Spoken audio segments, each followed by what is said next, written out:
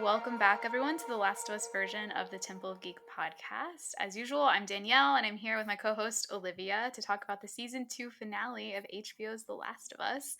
This is the last of 7 weekly episodes that we're doing throughout the second season. It's the end. I'm a little emotional about it, to be honest. It's been so much Crazy. fun. Yeah. As always, though, if you haven't watched The Last of Us Season 2, Episode 7, save this episode for later and come back because there will be spoilers. And in the first section, we are going to talk about game spoilers, but only up until where the season covers. So everything after that, we'll talk about in a separate section. And we'll clearly state when we're about to venture into that territory.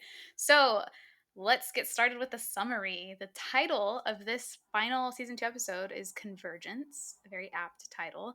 After last week's flashback episode, the season 2 finale picks up with Jesse trying to save Dina from the Seraphite arrow we saw pierce through her leg in episode 5, as Ellie returns bruised, scratched, and bloody from her brutal encounter with Nora. In a shockingly honest conversation afterward, Ellie confesses everything to Dina: what Joel did, why Abby was after him, her doubts about what she herself has done. For the first time, we see Dina unsure of the faith she's put in Ellie. Later, Jesse and Ellie make their way through Seattle one last time to track down Tommy, and Jesse is not Ellie's biggest fan. After a few arguments where Jesse tells Ellie she's selfish and Ellie accuses him of not understanding the pain she's been through, they split up, Jesse to go after Tommy and Ellie to continue her hunt for Abby. After being waysided by a short but insightful attack on the Seraphite Island, Ellie makes her way to the aquarium where she believes Abby to be. Instead of Abby, she finds Owen and Mel, two of the people from Abby's group. In an effort to get them to reveal Abby's location, Ellie shoots Owen and, accidentally, Mel, who we all, including Ellie, learn is heavily pregnant. Tommy and Jesse find a distraught Ellie who sat by as Mel begged her to save her child and bring her back to the theater. In a heartwarming conversation, Jesse and Ellie make up moments before Jesse is shot in the head by a vengeful Abby. As Abby levels her gun at Ellie and shoots, we're transported back 3 days to the first few moments of Seattle Day 1, but this time from Abby's point of view. She looks out over the WLF headquarters, a repurposed Seattle Seahawks stadium, and the credits roll on season 2. So, a lot going on in this last episode. Yeah, a lot. Surprising because it's only like 45 minutes about. Yeah. Yeah, Maybe and 50? it didn't and it there was so much packed into it that I don't know, it almost felt longer than it did, but not in a bad way. It was just like, wow, they covered a lot of ground. And going into the episode, I was wondering how they were going to tie up the loose ends, where exactly they were going to end, because that was a big question for the fandom, especially for the game players. So yeah, it was a lot in the one last episode. Yes. Overall, I think I was kind of going back and forth when I first watched this episode of how I was feeling. Yeah. Because there were a lot of changes to the game. Mm-hmm. But by the end, I felt like a lot of the changes they made that I was having trouble with in this episode solely kind of paid off a bit for me in the end. Jesse, for example, we've talked about this before. Jesse in the game is not angry at Ellie, ever. He is very understanding of what she's going through. He loved Joel too. He specifically tells her in the game that if she had asked, he would have gone with her to Seattle. And that is obviously a massive change from the Jesse we see in the show, who is much more focused on the Jackson community than he is maybe on his friendships and relationships with other people. And we learned that he voted no for Ellie Crazy. to take people to Seattle. What did you think about that? That was shocking. I remember when we talked about that moment, the vote, and whatever episode it was, we're like, oh yeah, he definitely voted yes. And so when he outright said, I voted no, I was like, whoa. In terms of the anger and the frustration between the two of them, I can let that change slide because, it makes for more dynamic television to watch these two have confrontations on screen. But for Jesse to actively not support Ellie, to me, just felt almost too much of a change for that character. Yeah. I think that his dedication to the community is a wonderful contrast to Ellie's community, which is Joel, which is also a contrast to the other communities that we see, the WLF, the Seraphites. And they're giving the community of Jackson, more of a role in this version of the story. So I can understand why Jesse would want to support the community. But for him to actively go against Ellie was just, I don't agree with that choice. I don't love that choice. So that was a hard thing to hear. Yeah, I think as a game player, it's really hard to see that just because of what I've already said about how he is in the game. He's Yeah. very, very understanding, very calm. He's a calm presence to counteract Ellie's anger. Yeah. And I think they put some of that calm presence that we see in Jesse in the game in Dina in the show instead. Mm-hmm. Mm-hmm. And if I think back, I haven't rewatched the season yet. I want to. I want to rewatch all the way through season 1 and season 2 together to really know how I feel about the show as a show. But if I think back to like all of the moments we've seen with Jesse in the show, just the show, his character arc follows it follows things really well. Like it Yeah. makes sense from point A to point B in Mm-hmm. the show only. Like that's if I'm just looking at the show. Like the Jesse we see at the beginning is exasperated with Ellie. Yeah, that's Their true. friendship is not the same in the show that we know in the game, and I think that that's hard for me and for many other game players to kind of accept. But I do think, like, again, I try to take myself out of game player mode and think just TV show mode. His character arc, it follows a straight line, and I think that that's something to be said with it. And it's also, I think, something you and I have agreed on, mostly, that by the end of season 2, this was a solid season of television, but not a great adaptation. Yes. Yeah. Completely agree. Yeah. And I Yeah, think it's Jesse is they probably like the prime example of that. yeah, and what's really interesting is that and when I look at the game, I really feel that the characters are the foundation for the story. I mean, Mm, obviously the plot's very important, but I feel like the characters and their own personal arcs and how they interact with one another is really the building blocks of the story. mhm. And they really have changed so many small things about these characters that fundamentally changes who they are in the game. Yeah. And and we've talked about the domino effect so many Mhm. times, and Jesse's change of character is a domino effect, which ultimately starts Yeah. to change how he interacts with the rest of the plot of the story. And you can say the same thing about Dina, Tommy for sure, right? And so once you start changing small things, it just ends up to these bigger changes. And in my opinion, it almost starts not being an adaptation. It starts to just Yeah. be its own entity, its own thing. Yeah. And I feel really strongly about respect when it comes to adaptations, because Craig Mazin didn't create the Last of Us world. He didn't develop these characters, do the world building. He didn't do any of that work, but now he gets to play in this playground or this sandbox that I like to kind of think of, and gets Mhm. to do whatever he wants. He gets to smash the sandcastles, he gets to redo the playgrounds, whatever he wants to do without actually doing all the hard work. And so at the end of this season, now that we've seen it, I find myself a little frustrated because I feel like there Mm. wasn't as much respect as there was in the first season. But that doesn't mean it's not good television. Mhm. It's still great to watch if you're not familiar with the story. But for so many of us who are, it just kind of feels a little bit like a slap in the face. Mm. So that's how I'm feeling about all of it. Yeah, I'm conflicted about it because I've not had the strong feelings like that. Mm. Even I know. And though now The that I've Last of Us sat Part on 2. it, Yeah, yeah, like The Last of Us Part 2 is my favorite game. It's my favorite story. And so it's not as if I don't care about the story at all or that it doesn't mean anything to me. It does. I think I've just spent the last 2 years that we've known we were getting a season 2 knowing like in my heart that they were going to change things yeah, fundamentally. And I never expected the show to follow the same beats that the game does, even down to the characters, because I kept just constantly thinking like what would a television show look like for this for people who've not played the game. And I knew that they mm, were going to want to prioritize people who haven't played the game. And so I yeah, think having spent that time accepting that, I think, and like really, I don't know, I think maybe I'm just so not impressed, but surprised by how much they did keep. I expected them to Yeah, that's change a fair. lot more. I think I came into this season with two major concerns. One, that they were going to change Joel's death, like Yeah, fundamentally, and two, that they were going to show Abby's complete story alongside Ellie's.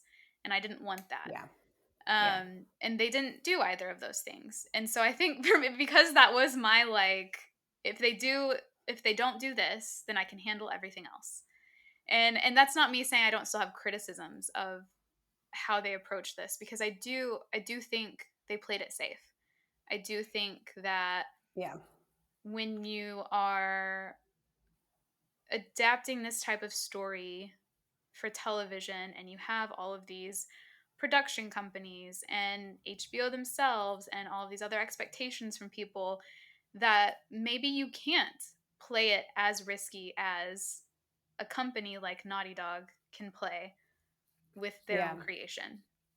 And yeah, so I don't know. I wonder how much of that went into it. How much of it was just purely Craig Mazin wanting to tell a fundamentally, well, maybe not fundamentally, but a different version of this story than what we got in the game.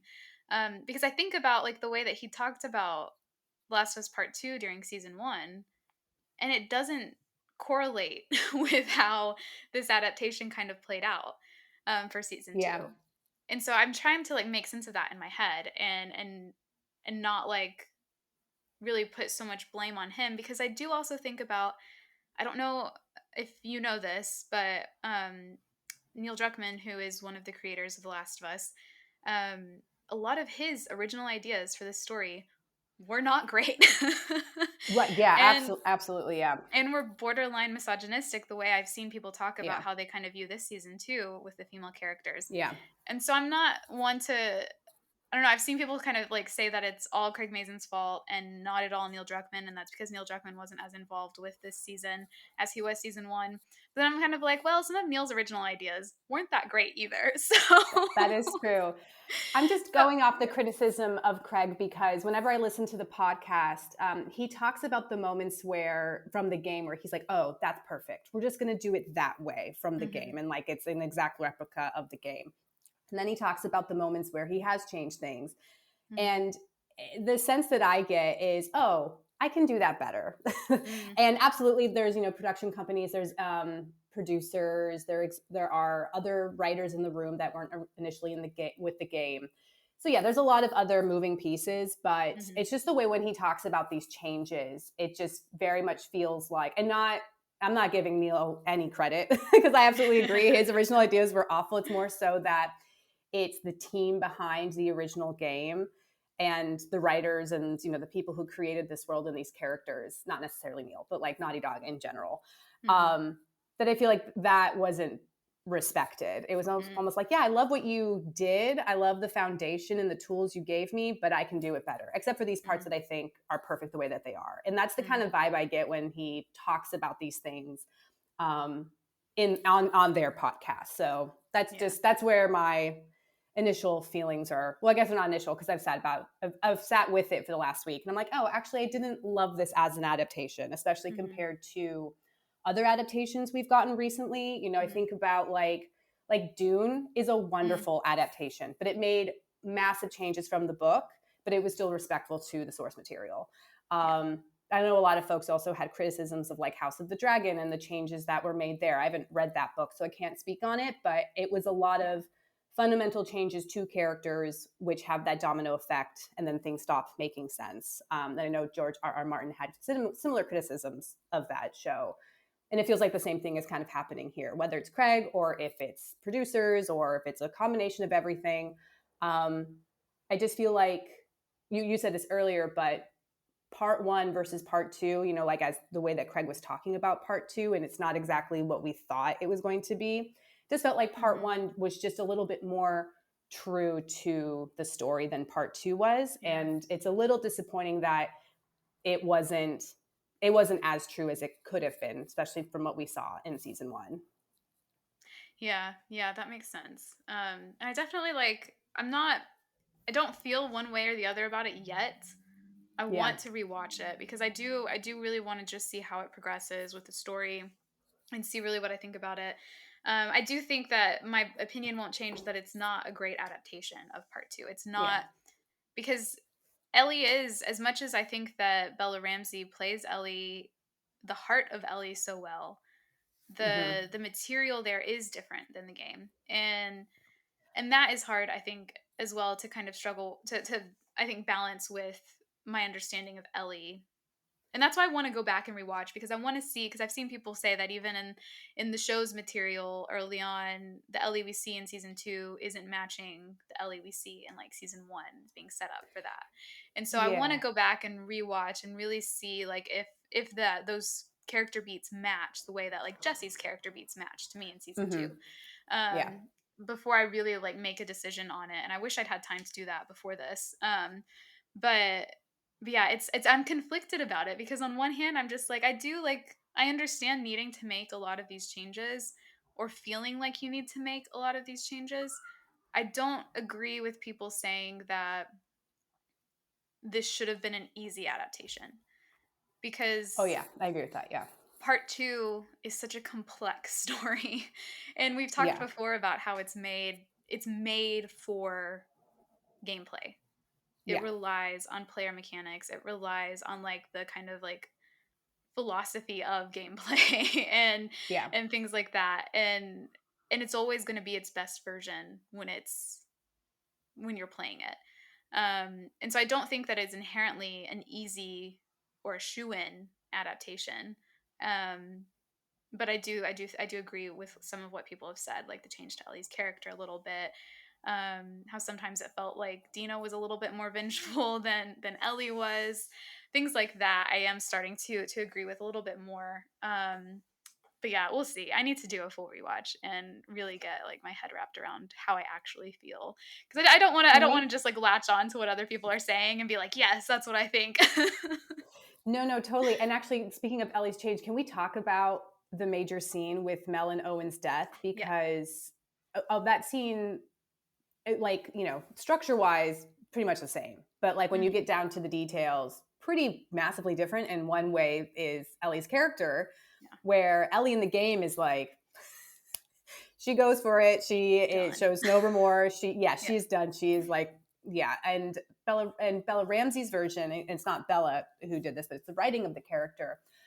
It's almost like she's startled when she shoots the gun at Owen and it hits Mel through the neck. So I want to know what you think about that change, because to me Hmm. that kind of summarizes the changes to Ellie's character in this game, where she's not so confident. I wouldn't say that she isn't capable. Like, I still think Ellie is a very capable character in this version. Hmm. But she's just a little bit more unsure and a little bit more sensitive and emotional about things than Ellie in the game. So I'm curious to know what you think about that scene in particular. Yeah, I've been thinking about that a lot.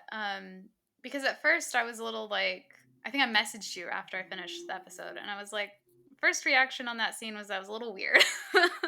And I'm not sure how I feel about it, but it was a lot darker. But as far as how it goes Yeah. about for Ellie's character, I think that this, in my head right now, after I've only watched it once, I usually watch it twice before we do these.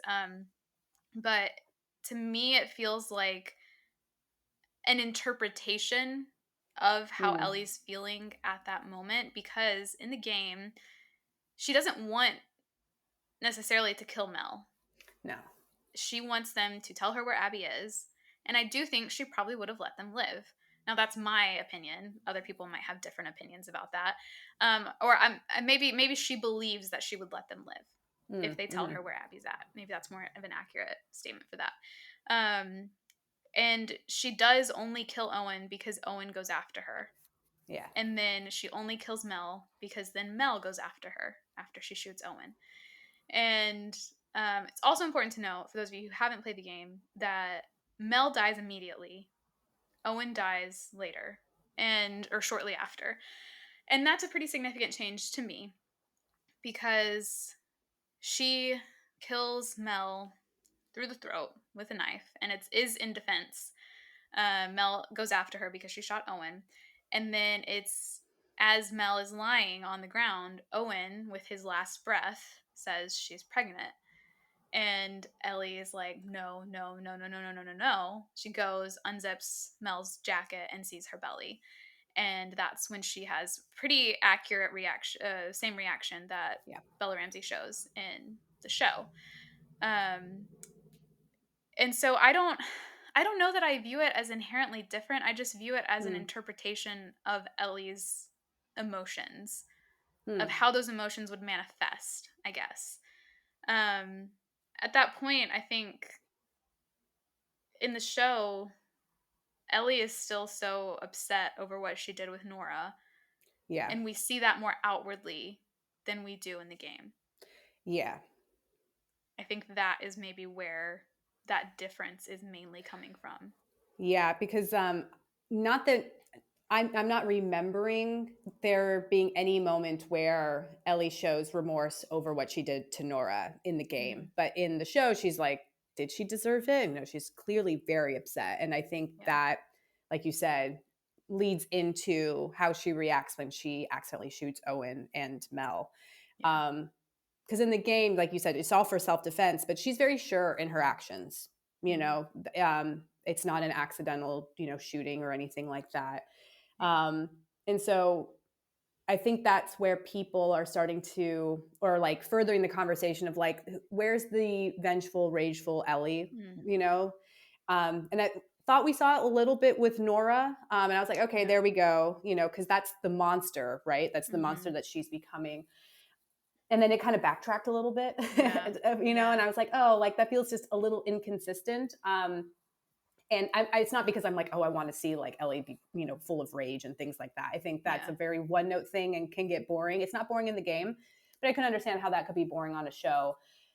It just felt inconsistent to me. Yeah. But one thing I did actually really love was the way that Mel died. I thought Yeah. the whole pregnancy aspect of it and trying to save a life, I thought was just brutal and awful. And I'm so obsessed with this through line about like parents and children and Mhm. how we want to do better, Yeah. with the flashback episode with Joel and Ellie. Obviously we know that Dina is pregnant and Jesse wants to be there for his kid, and now we see Mel trying to save her child with Mhm. the very last moments of her life because she wants to, everyone just wants to do better. They want to do better than how they were raised and, bring these Yeah. kids into a better world, and just things are not working out. So I thought, even though it was a really brutal scene to watch, I thought it was great. I thought it was great. And Yeah. it really just like hit the nail on the head when it comes to that theme and that message. Um, so, and then, like you said, like Ellie's reaction is very much the same in the game Yeah. than it is in the show. So like, I Yeah. was very pleased to at least, see with the changes, at least we still got to the same place in the Yeah. end. Yeah. I ultimately, even though I was like, oh, that's a little weird at first, I was like uncomfortable watching it. But then I was like, that's the point. Like the point is we are Yeah. supposed to be uncomfortable, because if we're uncomfortable watching it, how uncomfortable is Ellie in that moment, knowing Yeah. that her girlfriend is pregnant and she's just killed someone who is pregnant. And that is a big thing in the game Yeah. too, is that she's thinking, how could I have done, like I did this to her, but I have someone waiting for me back at the theater who is in the same situation.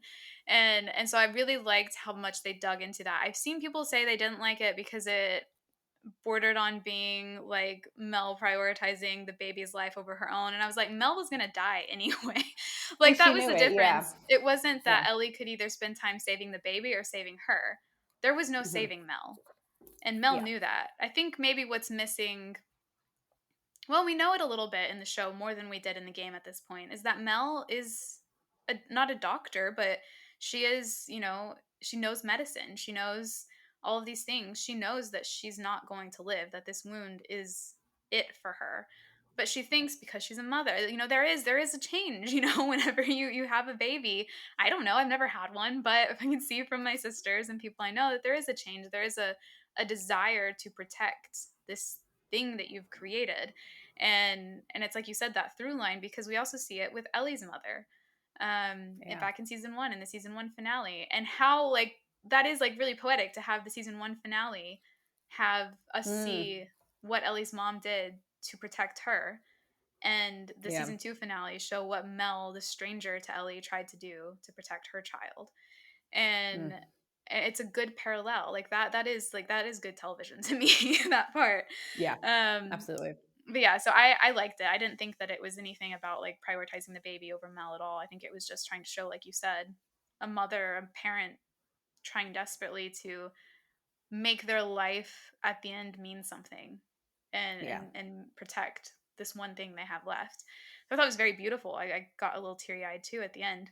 Um, but yeah, I liked that. I liked that part of it. I liked that change. And I liked what you said about Ellie feeling a little more unsure in the show Mm. than she is in the Mhm. game, because that's absolutely right in my opinion. Ellie, I think in the game, goes in knowing exactly what she's prepared to do.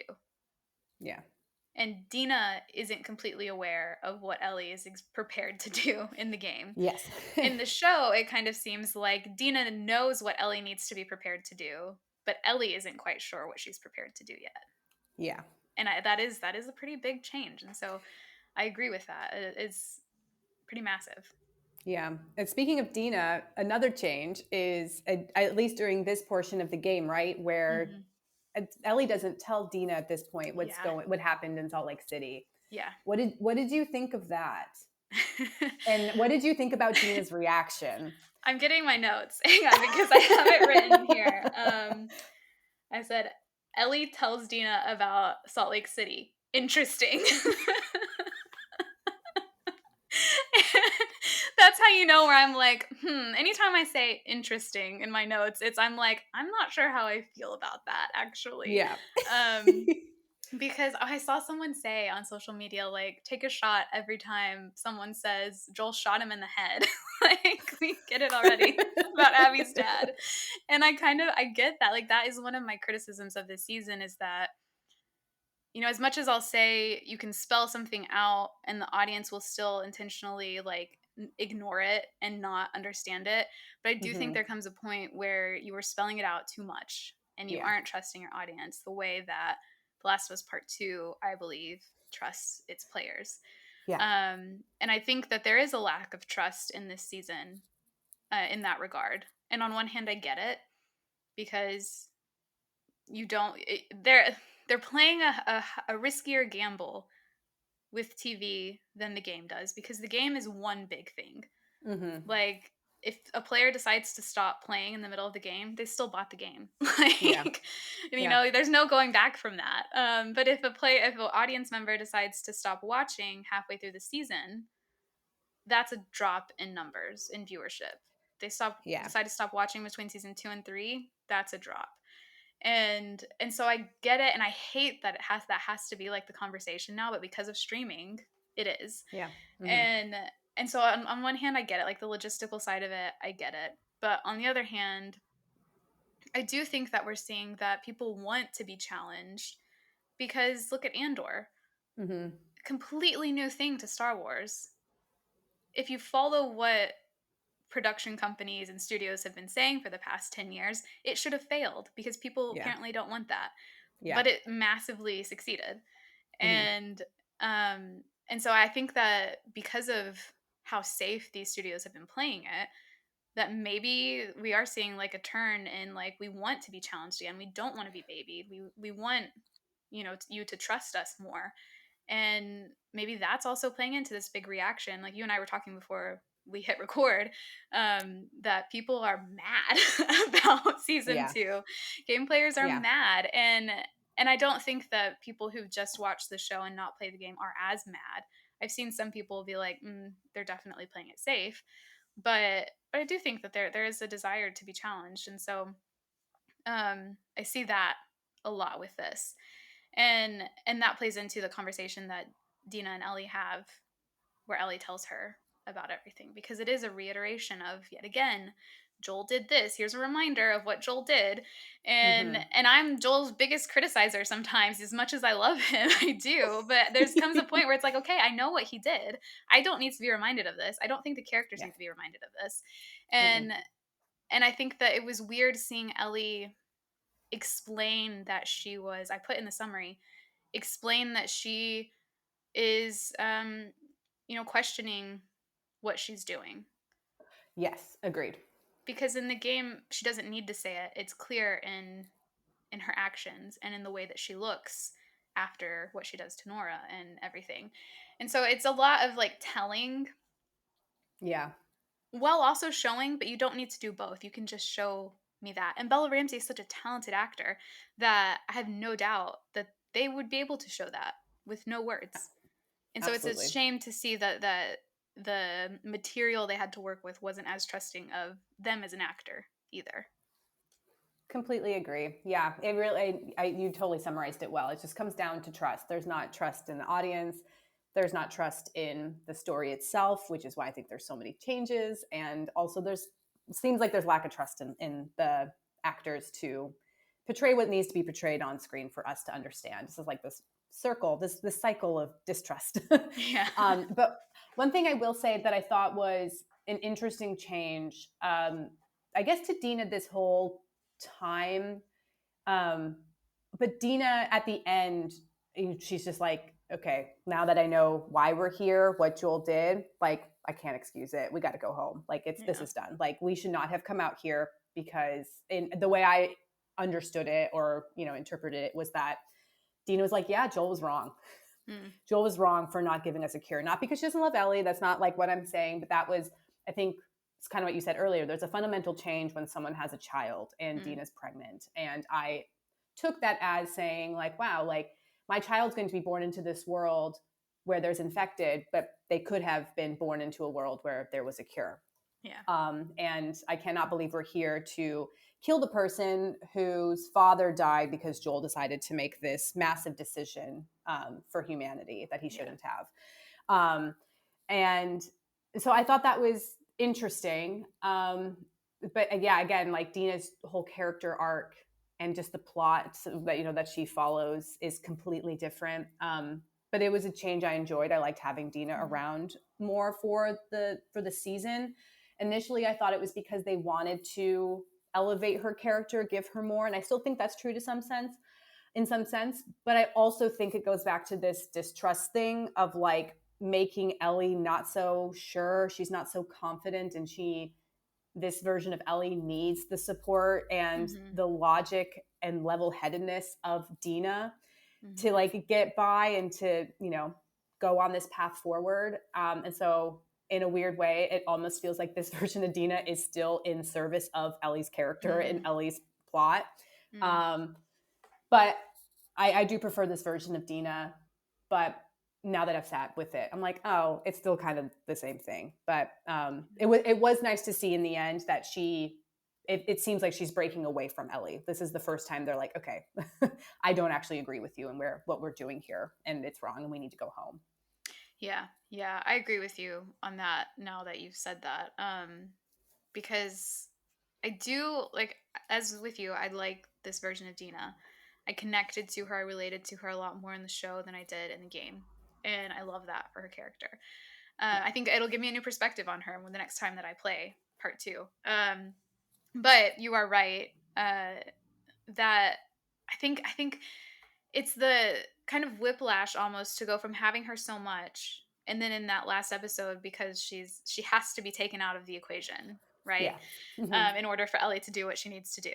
And so there was always going to have to be something that had to happen to remove her a little bit from center stage. And the caveat of having her built up so well before that is that when you get to that, it's suddenly she's just lying on a couch. Right. Yeah. And we see her just staring contemplatively at the wall. And so that's always going to be a hard adjustment to go from having her around so much to just having her kind of like be there. And I think like Isabella Merced did so well with the action scenes she was given in that last episode, and even though they were softer actions, like cleaning Ellie up after she gets back from Nora and all these things, like she did so well with that. It's just a shame that we couldn't have more time, because I would have liked to see more of how she's feeling about what Ellie told her. Like, if we're gonna have this big revelation, then let's sit with it for a little bit. Let's figure out what Dina is thinking, because we know, I mean, it's not really spoilers at this point. We're not going to see, presumably we're not going to see a lot of Dina in season 3 until the end. And so it is kind of like, okay, well, we've ended it there, and we're not really going to see any resolution to that for a while. And so that Yeah. is another risk that they take by splitting things up the way that they have, which is what the game does. But still, television, we talked about this before, the dangers of any choice that they make, really. But yeah, I agree with you about Dina. It's that domino effect, like we said. It's not as prevalent in season 1 because it's such a contained story. Mm-hmm. But season 2, even the smallest of things are so important to where things end up that you change one and it's just, I would love to know what their like creative process was when planning out this season, to know if they saw that domino effect happen. If they Yeah. changed one thing and then we're like, oh, we changed that, we have to change this, we have to change this, we have to change this. And if at any point they were like, maybe that's not the best idea. Maybe we should go back to the very first change and not Yeah. change it and see. Yeah. Yeah. I wonder that too. I really do. Yeah. I would have loved, I think, and I was thinking this before we started recording, that a big part of why The Last of Us Part 2 is so successful, in my opinion, and such a good, different story about female protagonists, is that Haley Gross was a co-writer, and I believe now, I don't have any evidence of this because no one's ever said this, but I firmly believe that we have her to thank for a lot of these really impressive storylines for these female characters, and for, you know, kind of a lot of the choices that maybe Neil Druckmann originally had for this part 2 were maybe reined back because of a woman being in the writing room. Yeah. And now she did contribute to the last 2 episodes of this season. But I think that part 2 is so unique in its portrayal of not falling down the like female rage kind of trope or pipeline thing. Not that there's not Mm-hmm. no merit in the female rage, but it gives you a new perspective of it, I think. And it Yeah. allows space for these female characters to be female characters while also being angry and looking at it in a new way. And I really wish that a woman had been the like head writer of this season. I wonder I how agree. much things would have been different if that had been the case. Yeah. That's such an interesting question. I feel like I think things probably would have changed, but like for the better. Yeah. Yeah. Right. I think that maybe they would have been more aware of the nuance and the changes that they were making, and maybe would have better understood this domino effect. And yeah, like you said, like the game does such a brilliant job of talking or showing us a woman's perspective in this world, and allowing all these women to be very fully fleshed out, very nuanced. And again, it goes back to this domino effect and like lack of trust. I just feel like these characters were not as nuanced as audiences wanted them to be, Mm. because of the domino effect, and also maybe because like they didn't really trust us to understand these nuances. But I think that that's what makes this story for the game just so incredible. And so maybe having a woman lead the project, things Mm. would have been a little bit different. I don't know. Yeah. It's like a fear of being misinterpreted. But Yeah, women are intentionally misinterpreted all the time, so I feel like we're all the used to time. that. Like, it wouldn't have been a fear. Whatever. It's gonna happen anyway. Might as well take the Yeah, risk. exactly. Yeah, exactly. Um, so now that we've kind of wrapped up Ellie's like portion of this, the ending moments of season 2 were Abby. Yeah. I This was one thing I really, really loved about this episode, because we have been talking this entire time about how are they going to end it? What are they going to do? Because we know it's coming. Game players know it's coming. How are they going to make it to where people are excited for the next season, even though they might be hesitant about what that next season is going to be about? Hmm. And I personally, so I had thought that they were going to end with the bang. Abby points the gun, Ellie shoots, it goes to black. I thought that's where it was going to end. And when that happened, I was like, oh my God, I was right. But then they go to Seattle day one, Abby's version, and they show us the first few moments of that. And I liked that more than just ending with it, because it's not making people wait to see that season 3 is going to be from Abby's perspective. It's showing you this is what the next season is going to be about. you should be prepared for it. Yeah. And so I don't know. And I just liked the scene of Abby looking out over the stadium, and it just kind of ending with that day one Seattle Yeah. day one. What did you think?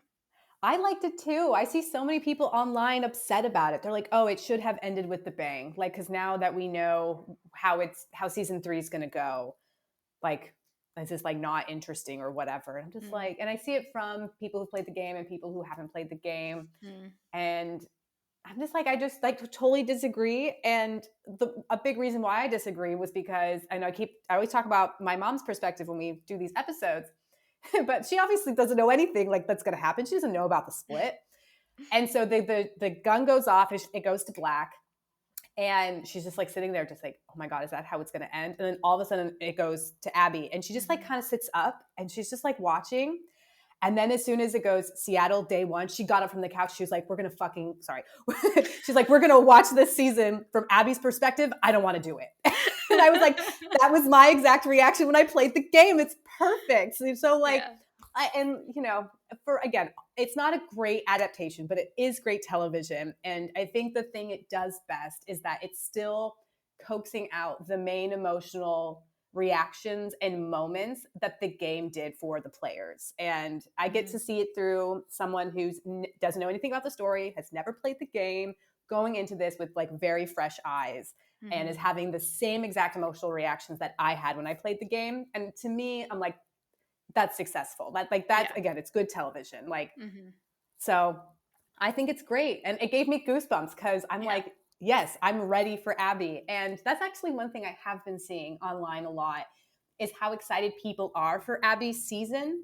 And I think that's such an interesting change from people's reaction to Abby's part in the game, because there are those of us who love Abby. We are two people who love Abby. And then there are people who hate Abby. Yeah. And it's interesting to see game players who didn't love Abby are now like, I'm so done with season 2. It was such a bad adaptation. I'm ready for Abby's perspective because like maybe it'll be interesting to me. Maybe this will be different from the game, and that's okay with me. I'm a little worried for us Abby lovers what that's going to mean for us, but it is interesting to see the narrative flip on that. Yeah.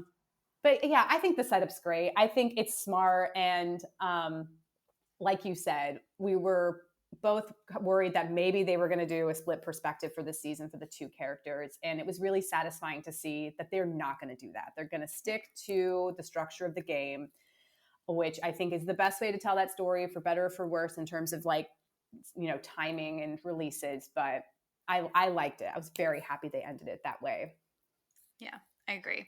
On that note, we're going to spend the rest of the time talking about spoilers for Abby's part of the game. So if you've not played it and you don't want to know what is likely to come in season 3, 2 years from now, or if you think you might forget between now and 2 years from now,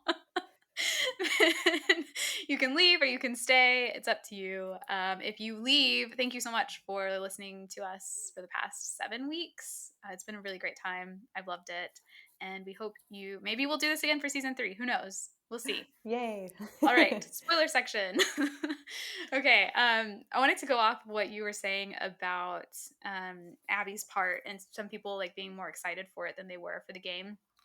Because it made me think about how what I love most, I love Ellie's part in The Last of Us Part 2. But as far as things that fundamentally changed me, all of that happened in Abby's part in the game. Agree. And I've been thinking the last few days about how Ellie's part in part 2 is kind of a devolution of her character. That first part, it kind of is, but it doesn't really give us any new information about her that we didn't already know, essentially. Maybe a little bit at first, when you're first time playing it. But Abby's part is a buildup of her character. It's like, this is her redemption. It's like I've always said, part 2 is Abby's redemption arc, and it's Ellie's not necessarily villain arc, but it's a devolution of her character. And so I think that there's more payoff in Abby's part than there is in Ellie's in part 2. And so I wonder how much difference that will make when it comes to adapting that. When you have something really to work towards, you know that people, even if they don't grow to love Abby, they will grow to understand her in a way that it's not true for Ellie's part of the story. Yeah. I also think that Abby's part has a lot more support in terms of plot. With the Seraphites and the WLF, there's also a lot more characters who have their own side plots, and the way that they intersect with Abby. Sorry, hold on. I don't know if you can hear that, but there were just like 5 motorcycles that just went by my house. Sorry, it was so loud. But there are a lot of side characters that, oh my God, again, sometimes we have bike gangs in Modesto, and sometimes they just like go around town. Sorry. Anyway, there are a lot of side characters in Abby's portion that like intersect with Abby's plot, but also have their own side plots. And so I just feel like it's a more like beefed up story. And I personally find it to be the more interesting story of the two, even though I do enjoy Ellie's story, especially as it wraps up after Abby's part. Yeah. So yeah, there just might be more there in terms of like what they can actually do for the show. It doesn't mean that they won't make changes, because I'm sure that they will. Am I allowed to talk about a rumor about a certain change that I heard? Yeah, sure. Go ahead. Amazing. Apparently, Craig Mazin said in an interview that Owen is not going to be the dad of Mel's baby. Interesting. Yeah. So again, they're gonna make some changes. So like, there's my interesting in real time. Interesting. Obi-Wan. With the little thing. So like, man, I don't even want to like go down that rabbit hole of like, why would they do that? Because like you said at the beginning of this, you had time to sit with the fact that they're gonna make changes. This is going to be my time to sit with the fact that they're gonna make changes. But changes aside, there's just a lot more like meat to Abby's story and the surrounding things. So I think it'll make for more interesting television. Yeah. Will it be a good adaptation? Probably not. But will it be good television? Probably. Yeah. I'm looking forward to it. I think there's a lot to be said about they haven't built up Abby to really be anyone yet besides someone who killed Joel. Yeah. And whose dad died. And so I think that they're going to have a lot more leeway to work with her character than they did with Ellie. Yeah. And so whether they take that to their advantage or not, who's to say? Yeah, I'm looking forward to seeing it. I'm looking forward to see Lev. I really hope that they stay true to Lev's character and at least do justice to him. Yeah. I have this feeling that season 2 will pay off more after season 3. And it depends, because I feel like the more I think about the choices that they've made, especially when it comes to them in Seattle, the more I wonder how much in advance they were preparing for Abby's season. Because we already see when she's at the theater, she has the rope marks on her neck. So we know that's already setting up for a major scene in her part. But I also think you've said this as well when we were talking about it earlier this week, that the Seraphite Island, Ellie ending up there, I've seen a lot of people say that, which was my initial reaction, was like, why is she there? What purpose does it serve? Because she's there for such a short amount of time. And my initial thought was, well, it's an homage to the cutscenes from part 2, because they originally had this whole section where Ellie goes to the Seraphite Island because she hears that Abby's there.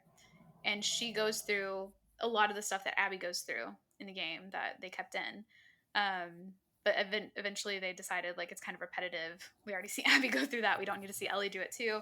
And there's not enough difference to separate the two sections for that. And so they scrapped that whole scene, but they got pretty far in it. And so I was like, okay, it's an homage to that without, going full throttle into it. But then you mentioned setting up for like Abby's parallel journey on that. And I thought that it's probably the reason that the Seraphites leave Ellie and decide not to kill her is because of something that Abby is doing. Yeah, And we'll that's find my out in thought. season 3 that Abby inadvertently saves Ellie's life and allows Yep. her to go and kill Mel and Owen. And Yep. they'll never know this themselves, but we, the viewers, will. And that is a very Last of Us thing to do. Yeah. To have the audience sit with this knowledge and know that, you know, I can see it very clearly. Like, Abby's about to do something. You're like, wait, no, you do that, and she's gonna go kill Owen and Mel. And so Yeah. it's a very, very, very on theme thing for them to do. So I am excited for season 3 to see how much, if it improves season 2 in people's minds a little bit, having Yeah. this kind of background stuff with it. But I don't know. Yeah, that will be interesting to see. And actually, once I finally do a rewatch of season 2, I'll be interested to see if there are other little moments like that, like Mm-hmm. when Ellie goes to the Seraphite Island, where like the initial reaction was like, "Wow, that feels pointless," and I don't understand why that's there or why that change happened. But maybe upon reflection, it'll be like, "Oh, well, maybe they are setting something up for season 3," and Yeah. because we know that there are so many parallels with Abby and Ellie's perspectives through the first 3 days. So yeah, and this, I don't know. I think maybe things are always clearer in hindsight, Mm-hmm. and I do hope that season 3 supports season 1. And when we look back on this in a couple of years, hopefully for for our sake, we'll be like, okay, actually, this was a much better adaptation than we initially thought. Yeah. At least like because it always is hurtful to go back and rewatch things. Like, oh no, this was not good. Yeah. Yeah. Uh, Yeah. I'm trying to think of what other changes we can talk about. Was there anything you had in mind? Look at my notes really quickly. Sorry, Monica. yeah, I'm trying to think. Oh, okay. I have one. So What is it? in the game, there's a lot of animal brutality. Oh my gosh, yes. And They, yep. so, in the game, Shimmer gets blown up. R.I.P. Shimmer. Poor Shimmer. Um, Alice gets stabbed in the gut by Ellie or the throat. Alice. And notably, this season, Shimmer is just hanging out in the record store, having the time of her Woo! life, I like love that for listening to her. music, eating some grass, drinking some water from that fresh rainwater in Seattle. And there is no Alice that we've seen. Now, I Yeah. feel like there will be an Alice introduced in season 3, but Ellie will not kill her. And I'm Yeah. of two minds of it. On one hand, I'm so relieved that Shimmer didn't die. Mm-hmm.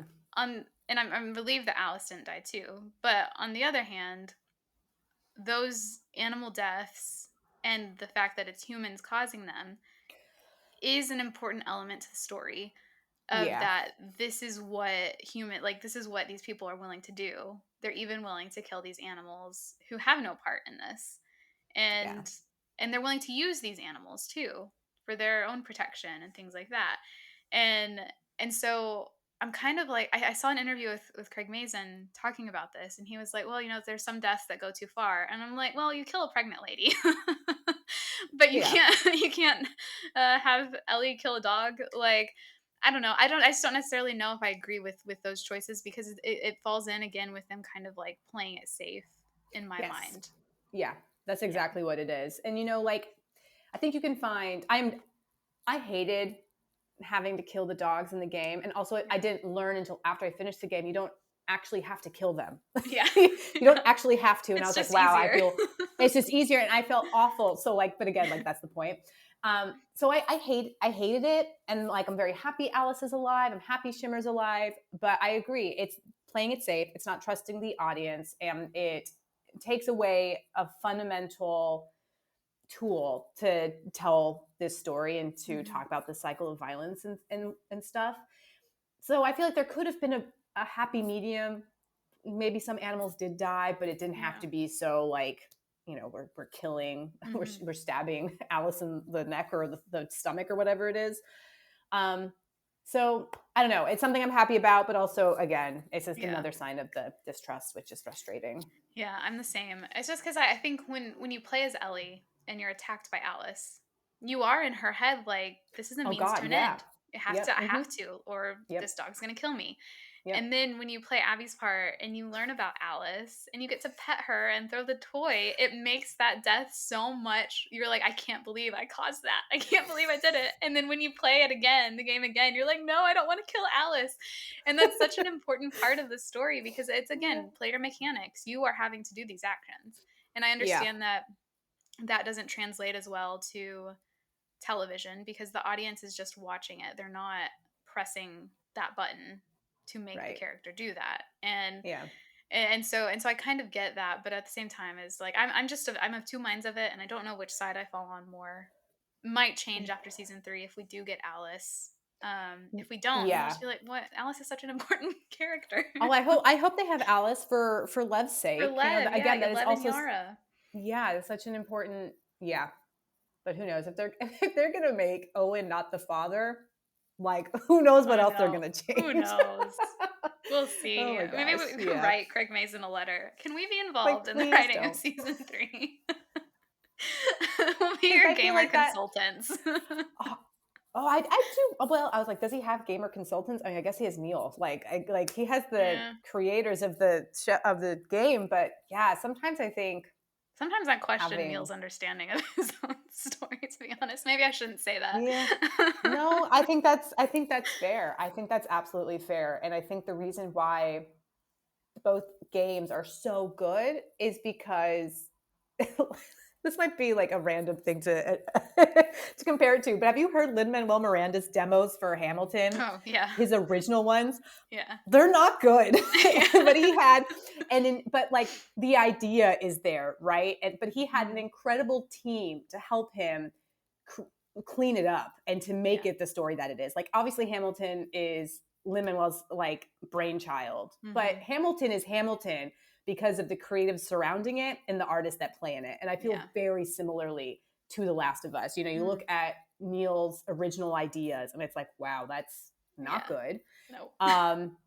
And offensive in many ways. But then he has an incredible team of people who surrounded him and actually made the story better. And also, think back to the documentary where they had gamers come in, people who had disabilities and, consulted with them. I'm like, how do we make this game more accessible for you? And how do we make it more interesting? And are these things working? And I don't know, like, did they have that same creative team input and support for the show? I mean, obviously they do, but did they have as much care for the actual story as they did when they were creating the game? Well, that brings up an interesting point. I think a lot of the writing for this happened during the strike.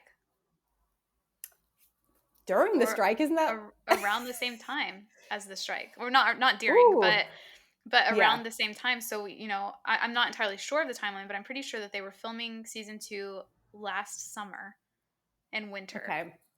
Yeah, they wrapped filming in November, I think, October. And so a lot of the writing for this would have happened after the strike ended, probably. A lot of the wrapping up of it. And there's that, those post-strike seasons that we have. I mean, like Supernatural, Grey's Anatomy, all of these that just end up being slightly off. Yeah. Because of the rush to write it, and the probably the lack of the team, because I don't know how the writing team was for season 2. I'm not going to say that it boils down to bad writing because I don't know what the process was there. But Craig was the primary writer on a lot of these episodes. And I do we talk about this a lot in Star Wars too, about how important it is to have a team of writers from all different backgrounds and experiences to be able to contribute to these things, because they might catch something that another person doesn't because they have different experiences. They know different things. And so, hopefully, I mean, if there needs to be another strike, there needs to be another strike, but hopefully season 3 will be written with enough space and enough collaboration to maybe avoid some of the potential missteps, I think, that some of us see in season 2. Yeah, that is such a good point. I didn't even think about the timing of the strikes and how that would impact it. That would make a lot of sense. I just thought of that as you were saying that. I was thinking of the timeline. I'm pretty sure that it would have been written right after the strikes ended. Probably that makes a lot of sense. Yeah. And obviously different show, but we talked about the first 3 episodes of Andor and how it just felt not up to par to the rest of the season. Mhm. And just based off of what we see with behind the scenes, it was filmed after all the strikes. It was the last thing they filmed. So, again, like it just didn't, it also didn't have the support and the timing based on the strikes. So that makes a lot of sense for season 2. And, I think when we see season 3, and, of course, like you said, if strikes need to happen, they'll happen, and that's great. But if there isn't a strike and they have more time and more support, maybe we'll see a very stark contrast to the quality of season 3 compared to season 2. Yeah. Hopefully. Yeah. Interesting. Yeah. Yeah, I hadn't thought of that until just then, but it could be. And I'm not saying that it is. I don't really have any proof of that, but based on what I know, the timing of the filming and everything, it seems likely that might have had some sort of impact on it. Yeah. But yeah, so what really quickly we already talked about how we ended with Abby's part. Seattle day 1. What are you most looking forward to from Abby's part in season 3? Assuming that it is there. It's there. All of it. I love it all. No, definitely her journey with Yara and Lev. I'm so excited and also so nervous about it because if they make changes, I mean, depending on what the changes are, but I just think that is so beautifully done on so many levels for so many reasons, tackling so many things. It is such a beautiful storyline and beautiful relationship between really, the 3 of them, but then really the 2 of Abby and Lev. I'm just really, really excited. And then separate from that, I'm excited to see more from, I was going to call her the mother again. The prophet. Oh my God. What's her name? The prophet? Prophet, yeah. The mother. Oh, that's so funny. Oh, Star Wars, you never get out of my brain. I'm excited to see more about the prophet and the WLF. When I listened to the Last of Us last episode of for the season, they hinted that we're going to see more from the prophet in the next season, and we might see some background stuff, and there might be some changes there. It sounds like they might make it more than one person. Hasn't been confirmed yet, but they kind of set that up at the last part of season 2 when the mural was a totally different woman, and there's more than one. Yeah. And Craig's we might explore that, so there might be more than one, but so interested to see all of that, WLF and the Seraphites and the prophet. What about you? Yeah, pretty much the same. I'm looking forward to how they expand on the Seraphites, because I think we talked previously about how they're introduced a bit differently in the show than they are in the game. They're introduced a little more sympathetically in the show. Yeah. And so I'm interested to see if that carries forward in that same vein. If not, I don't know. But again, Lev, I love Abby and Lev's relationship is so special to me. It's on par, pretty equal, if not a little bit above Joel and Ellie's. And that's saying something because I love Joel and Ellie so much. But Abby and Lev just have a very, very special place in my heart. And so I'm looking forward to seeing that. I really hope that they protect the actor they get to play Lev, because that's going to probably have a lot of...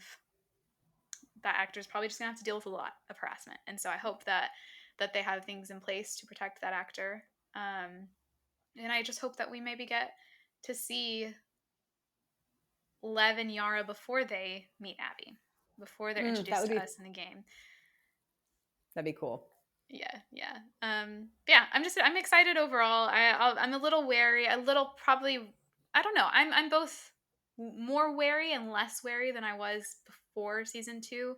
I think because now I know the type of changes they can make, I'm a little scared of what changes they might make for this section of the game. Yeah. But also because I know that, then I'm a little more prepared to be okay, this might not go the way that I want it to. Let's sit with that.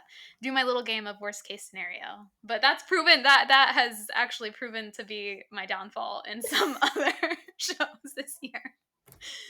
So, yeah. We're not going to talk about that right now. Nope, not going to go there. No, wrong franchise. We need a whole other podcast just to talk about that. Yeah. Okay. All right. before we sign off, before I do my little closing remarks, just a reminder that you can find us on social media, Olivia and I, if you want to see our individual takes on Last of Us, Star Wars, and other books, shows, movies. I'm Written in the Star Wars on TikTok, DannyS394 on X/Twitter, and Written in the SW on Blue Sky and Instagram. Olivia? You can find me on TikTok and on Instagram at Olivia Lupe Marie. Okay, this wraps up not only this episode of the Last of Us version of Temple of Geek podcast, but the Last of Us version of the Temple of Geek podcast for season 2. I've had such a great time talking with you, Olivia, about this every week. It's been so nice to see your face. And just thank you for joining me on this. And thank you to everyone for listening to us yap about this for an hour every week. It's been so much fun. I've really enjoyed it. Yeah, it's been great. Yep. And in the meantime, if you have any questions or comments between now and season 3, which it's looking like it's going to be another 2 years, feel free to hit us up on Blue Sky or TikTok by using the handle Temple of Geek. And if you want to check out some of our other episodes or shows, head over to templeofgeek.com, where you'll find all sorts of content from myself and other people, Olivia included. We hope you'll join us with season 3. But in the meantime, always remember that if you're lost in the darkness, you just got to look for the light. Bye.